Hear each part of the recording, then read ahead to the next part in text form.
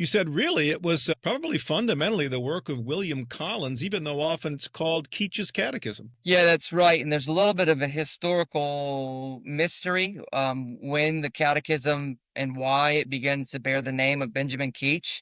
But we know in the 1693 London General Assembly, there was a call from the messengers for a catechism to be written for Baptist families. The assembly does, they appoint William Collins to this work. The year after, there had been some sort of delay. So the Bristol Assembly, they write basically urging, saying, this is a really important work, we think. We are urging you to see that the work is finished. And they mention specifically William Collins to make sure that he finishes the work. And in this sort of charge to William Collins, many Baptist families had begun to use the Westminster Shorter in their homes because they didn't have a catechism. So Collins is charged then with taking the Westminster Shorter and adapting it for Reformed Baptist homes. So there's a few questions, of course, on baptism and even the way that the Baptist Catechism begins. That's a little bit different than the Westminster Shorter, but by and large, really in the same vein, the same heartbeat as our confession. The confession opens in the preface saying,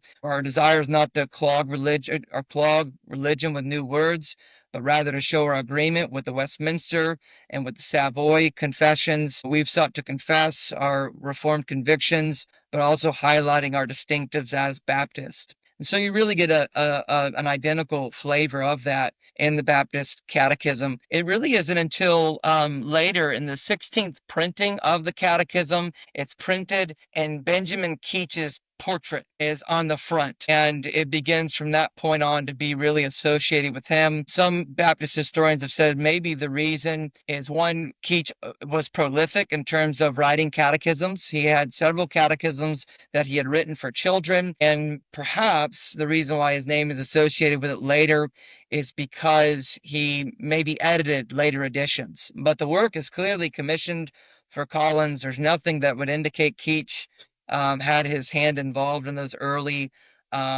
stages. And so by 1695, we have the first, um, at least published copy, even though it claims to be the fifth edition. I'm not sure what happened to the other four editions. Perhaps the editions are simply reprintings.